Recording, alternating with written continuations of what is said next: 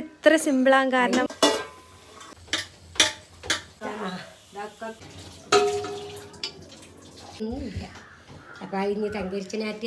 എന്തൊക്കെയാണ്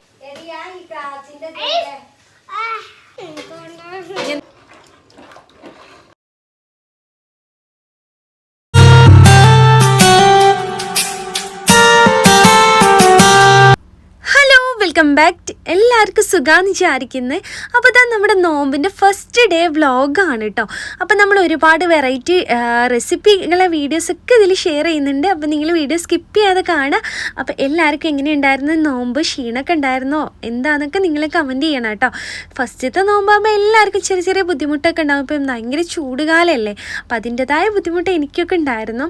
അപ്പോൾ എന്തായാലും നമ്മളിതാ ഒരുപാട് വെറൈറ്റി സ്നാക്സും അതുപോലെ ഡ്രിങ്കൊക്കെ കാണിക്കുന്നുണ്ട്. അപ്പോൾ രാവിലത്തെ പണികളൊക്കെ കഴിഞ്ഞതിന് ശേഷം ഞാനിതാ നമ്മുടെ കൊറിയർ ഓഫീസിൽ പോയിട്ടുണ്ടായിരുന്നു. ഇതിൻ്റെ കളക്ഷന് കുറേ ഓർഡേഴ്സ് വന്നിട്ടുണ്ടായിരുന്നു. അപ്പോൾ അത് അയക്കാൻ വേണ്ടിയിട്ട് അപ്പോൾ അവിടുന്ന് കുറച്ച് സൂപ്പർ മാർക്കറ്റിൽ നിന്ന് കുറച്ച് സംഭവമൊക്കെ വാങ്ങിയിട്ടുണ്ടായിരുന്നു. പിന്നെ ഹസ്മോൻ ഇന്ന് ഉച്ചയ്ക്ക് വരും, എക്സാമാണ്. അപ്പോൾ അവന് വെയിറ്റ് ചെയ്യുകയാണ് കേട്ടോ. അത് കഴിഞ്ഞ് അവൻ വന്നതിന് ശേഷം അവൻ്റെ ന്യൂട്രലിലേക്ക്. അപ്പോൾ ഈ ഒരു നോമ്പിനാണല്ലോ അവർ വെക്കേഷൻ വരുന്നത്. അപ്പോൾ അതുകൊണ്ട് തന്നെ കുട്ടികൾക്കൊക്കെ ഭയങ്കര ക്ഷീണം തന്നെ ആയിരിക്കും. അവർക്ക് കാര്യമായിട്ടുള്ള ഫുഡാണ് വേണ്ടാണോ. അപ്പം ഞാനിതാ ഇതൊക്കെ അവന് ഒക്കെ വാങ്ങി വെച്ചതാണ്. അപ്പോൾ അവന് ഉമ്മ കഞ്ഞിയൊക്കെ ഉണ്ടാക്കിയിട്ടുണ്ടായിരുന്നു. പക്ഷെ അവന് ഇത് മതിയെന്ന് പറഞ്ഞു. അപ്പം ഞാനിതിൽ എന്താ ഫില്ല് ചെയ്ത് കൊടുക്കുകയാണ്. അപ്പോൾ ഇന്ന് ഫസ്റ്റ് നോമ്പല്ലേ, അപ്പോൾ കുറച്ച് വെറൈറ്റി വിഭവങ്ങളൊക്കെ ഉണ്ടാക്കാമെന്ന് വിചാരിച്ചു. അപ്പോൾ ഞാനിപ്പോൾ ക്ലീൻ ചെയ്യുന്നത് എന്താണെന്ന് വെച്ചാൽ ബോട്ടിയാണ് കേട്ടോ. ബോട്ടി ഫ്രൈ ചെയ്താൽ നല്ല ടേസ്റ്റല്ലേ, എനിക്ക് ഇഷ്ടമാണ്. ഇവിടെ വീട്ടിലെല്ലാവർക്കും ഇഷ്ടമാണ്. അപ്പം ഞാൻ കൊറിയർ എടുക്കാൻ വേണ്ടിയിട്ട് എൻ്റെ വീട്ടിലൂടെ പോയിട്ടുണ്ടായിരുന്നു. അപ്പോൾ അവിടുന്ന് എൻ്റെ പപ്പ എനിക്ക് തന്നതാണ്. നല്ല ക്ലീനാക്കി വെച്ച ബോട്ടി തന്നെയായിരുന്നു. അപ്പോൾ തന്നെ ഞാനത് വാഷ് ചെയ്തെടുക്കുകയാണ്. ഇതുകൊണ്ട് നമുക്ക് നല്ല അടിപൊളിയായിട്ടുള്ള ഫ്രൈ ഒക്കെ ചെയ്യാം കേട്ടോ. അപ്പോൾ ഇന്ന് ഉപ്പ ഇവിടെ കൊണ്ടുവന്നിട്ടുണ്ടെങ്കിൽ ബീഫും ചിക്കനൊക്കെ ആയിരുന്നു. അപ്പം ഞാൻ ബീഫ് മാറ്റി വെച്ച് നമുക്കിന്ന് ബോട്ടി ഫ്രൈ ചെയ്യാമെന്ന് വിചാരിച്ചിട്ട് അതാണ് എടുക്കുന്നത് കേട്ടോ. അപ്പോൾ ബോട്ടി ഇതാ വേവിച്ചെടുക്കുകയാണ് നമ്മൾ കുക്കറിൽ. പൊടികളെല്ലാം ഇട്ടിട്ടുണ്ട്. പിന്നെ ഇഞ്ചി വെളുത്തുള്ളി പേസ്റ്റും ആഡ് ചെയ്തെടുത്തിട്ടുണ്ട്. ഇതിലിട്ടിട്ടുള്ള കുരുമുളക് പൊടി മഞ്ഞൾപ്പൊടിയൊക്കെയാണ് ആഡ് ചെയ്തെടുത്തിട്ടുള്ളത്. അത് വേവിച്ചതിന് ശേഷം നമുക്ക് ഫ്രൈ ചെയ്തെടുക്കാമെന്ന് പറഞ്ഞു. അപ്പോൾ ഇതാ ഉമ്മ അതാ കുക്കറിൽ വേവിച്ചെടുക്കുകയാണ്. കുറച്ച് വെള്ളമാണ് ആഡ് ചെയ്തെടുത്തിട്ടുള്ളത്. അപ്പോൾ ബോട്ടി ഭയങ്കര ടേസ്റ്റല്ലേ, നല്ല രീതിയിൽ ഉണ്ടാക്കിയെടുത്താൽ. അപ്പോൾ ഇതുപോലെ നിങ്ങൾ ഉണ്ടാക്കിയെടുക്കുക. നല്ല ടേസ്റ്റിലത്തെ ഒരു റെസിപ്പിയാണ് ഞാൻ കാണിക്കുന്നത്. അപ്പം നമ്മുടെ ചാനൽ ആദ്യമായിട്ട് കാണുന്ന വ്യൂവേഴ്സ് ഉണ്ടെങ്കിൽ ഇഷ്ടപ്പെട്ട ചാനലൊന്ന് സബ്സ്ക്രൈബ് ചെയ്യുക, സപ്പോർട്ട് ചെയ്യുക. നിങ്ങളെല്ലാവരും സപ്പോർട്ട് പ്രതീക്ഷിക്കുന്നു കേട്ടോ. അപ്പം നമ്മളിത് ഓരോ നോമ്പ് ഡേൻ്റെ ഒരുപാട് വെറൈറ്റി സ്നാക്സും ഡ്രിങ്കൊക്കെ ആയിട്ട് ഓരോ വീഡിയോയിലായിട്ട് വരാം കേട്ടോ. അപ്പം നമ്മൾ എന്നും ഉച്ചയ്ക്ക് 12 മണി 1 മണീൻ്റെ ഉള്ളിൽ വീഡിയോ അപ്ലോഡ് ചെയ്യുന്നതാണ് ഇൻഷാ അല്ലാ. അപ്പോൾ എല്ലാവരും തുടർന്ന് നമ്മൾ സപ്പോർട്ട് ചെയ്യാം കേട്ടോ. ഉമ്മ ദാ പത്തിരി വാട്ടി തരുന്നുണ്ട്. പരത്തി കുഴച്ച് കൊടുക്കാമെന്ന് വിചാരിച്ചു. ഏറ്റവും അല്ല ഉമ്മാക്ക് ഏറ്റവും എളുപ്പമുള്ളൊരു കടി എന്താന്ന് വെച്ചാൽ പത്തിരി ആക്കാറ് കേട്ടോ. നന്നായ ഭയങ്കര ഫാസ്റ്റ് ഉണ്ടാവും. ചില ആൾക്കാർക്ക് പത്തിരി ഉണ്ടാക്കാൻ ഭയങ്കര ടൈമിങ്ങും ഒക്കെയാണ് അല്ലേ. പക്ഷെ ഉമ്മാക്ക് ഭയങ്കര സിമ്പിളായിട്ട് ഉണ്ടാക്കാൻ. ഇത്ര സിമ്പിളാണ് കാരണം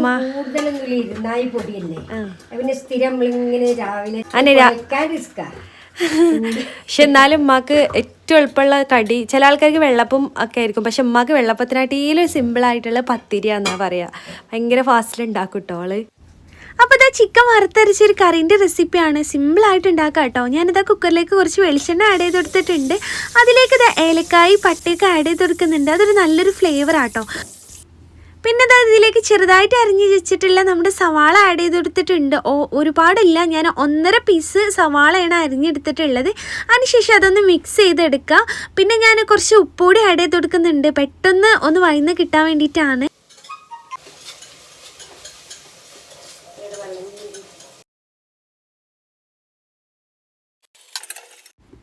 അപ്പോൾ ഉള്ളിലേക്ക് ഞാൻ കുറച്ച് കറിവേപ്പിലയുടെ ആഡ് ചെയ്തെടുത്തിട്ടുണ്ട്. അതിനുശേഷം ഞാനിതാ ഇതിലേക്ക് ചെറുതായിട്ട് അരിഞ്ഞ് വെച്ചിട്ടുള്ള നമ്മുടെ തക്കാളിയുടെ ആഡ് ചെയ്തെടുത്തിട്ടുണ്ട്. അതിനുശേഷം അതൊന്ന് മിക്സ് ചെയ്ത് ആ ഒരു പച്ചമണം മാറണ വരെ എന്നിട്ട് ഒന്ന് വേവിച്ചെടുക്കാം. നമ്മൾ റോസ് പെറ്റൽ ഇൻസ്റ്റഗ്രാം പേജിൽ നമ്മൾ ഒരുപാട് ഡ്രസ്സിൻ്റെ കളക്ഷൻ അപ്ഡേഷൻ ചെയ്തിട്ടുണ്ട്. അപ്പോൾ അത് കാണാത്തവരൊന്ന് പോയിട്ട് കാണുക. ഇൻസ്റ്റഗ്രാമിൻ്റെ നെയിം ഞാൻ താഴെ ഡിസ്ക്രിപ്ഷനിൽ കൊടുക്കുന്നുണ്ട്, നിങ്ങളൊന്ന് ചെക്ക് ചെയ്യുക കേട്ടോ. അപ്പോൾ ഇത് ഞാൻ വഴറ്റി വെച്ചതിലേക്ക് ഇതാ ചിക്കൻ കഴുകി വെച്ചത് ഇതാ ആഡ് ചെയ്ത് കൊടുക്കുന്നുണ്ട്. പിന്നെ അതിലേക്ക് ഞാൻ കുറച്ച് വെള്ളം ആഡ് ചെയ്തെടുത്തിട്ടാണ് വേവിച്ചെടുക്കുന്നത്.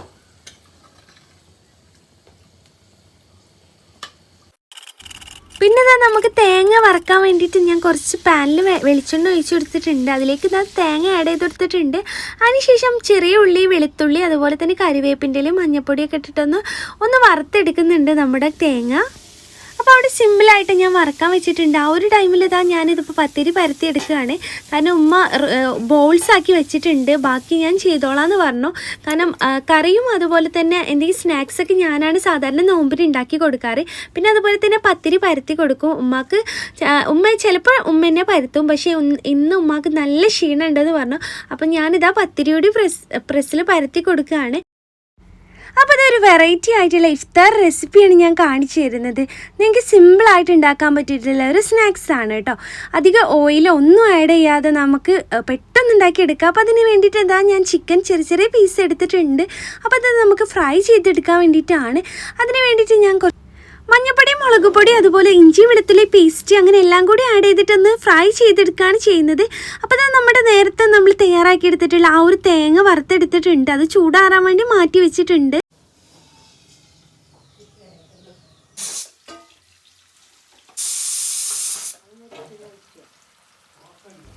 അപ്പോൾ തന്നെ നമ്മൾ ചിക്കൻ ഫ്രൈ ചെയ്തെടുക്കാൻ ഒരുപാട് ഡ്രൈ ആക്കരുത്, കുറച്ചൊരു ലെവലിലാണ് നമ്മൾ പൊരിച്ചെടുക്കുന്നത്.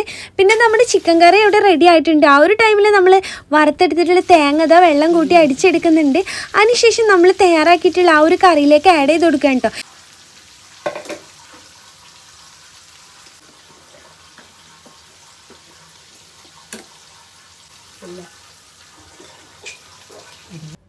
അപ്പോൾ ഇതാ നമ്മൾ ചിക്കൻ ഫ്രൈ ചെയ്തത് ഇതാ കോരി എടുത്തിട്ടുണ്ട്. പിന്നെ ഇതാ ചെറിയതാക്കി അരിഞ്ഞിട്ടുണ്ട് നമ്മൾ ഉള്ളി. ഞാൻ ആ മെഷീനിലാണ് അരിഞ്ഞെടുക്കാറ്. അതിനുശേഷം നമ്മളൊരു പാന് വെച്ചിട്ട് നമ്മൾ നേരത്തെ ഫ്രൈ ചെയ്തെടുത്ത ചിക്കൻ്റെ ആ ഓയിൽ തന്നെയാണ് ആഡ് ചെയ്ത് കൊടുത്തിട്ടുള്ളത്.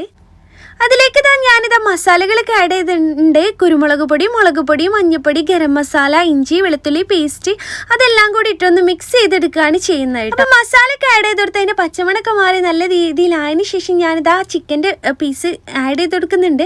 ഞാൻ ആ ഒരു ചെറിയ ചിക്കൻ പീസ് ജസ്റ്റ് ഒന്ന് കൈകൊണ്ട് ഇങ്ങനെ പ്രസ് ചെയ്തിട്ടാണ് ഇട്ട് കൊടുത്തിട്ടുള്ളത്. അതിനുശേഷം അതൊന്ന് വഴറ്റിയെടുക്കുക. അപ്പോൾ അവിടെ പത്തിരിയൊക്കെ റെഡി ആയിക്കൊണ്ടിരിക്കുന്നുണ്ട്. പത്തിരി ഇതാ ചുട്ട് ഏകദേശം ആയി തുടങ്ങിയിട്ടുണ്ട് കേട്ടോ.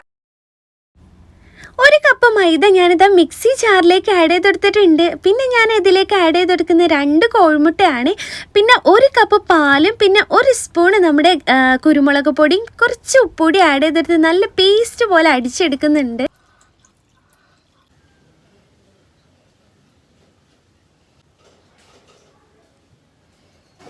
അപ്പോൾ ഒരു പാൻ അടുപ്പത്ത് വെച്ചിട്ടുണ്ട്. അതിലേക്ക് കുറച്ച് നെയ്യ് ആഡ് ചെയ്ത് കൊടുക്കുന്നുണ്ട് കേട്ടോ.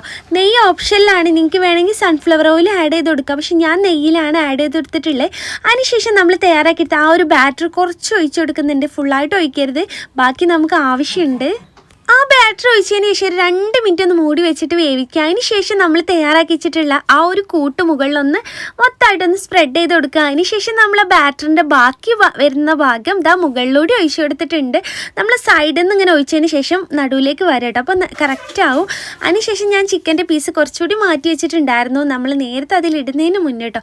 അത് മുകളിൽ ഇങ്ങനെ ഫില്ല് ചെയ്ത് കൊടുക്കുന്നുണ്ട്. അതിനുശേഷം കുറച്ച് നമ്മുടെ ചപ്പും പിന്നെ ക്യാരറ്റ് ചെറിയ നീളത്തിൽ അരിഞ്ഞിട്ടുണ്ട്. അതെല്ലാം കൂടി മുകളിൽ വെച്ചിട്ട് 1 സ്പൂൺ വെച്ചിട്ട് ഇങ്ങനെ ജസ്റ്റ് ഒന്ന് പ്രസ് ചെയ്ത് കൊടുക്കുന്നുണ്ട്. എന്തിനാന്ന് വെച്ചാൽ അതെല്ലാം നല്ല രീതിയിലൊന്ന് പ്രസ്സായി കിട്ടാൻ വേണ്ടിയിട്ടാണ്.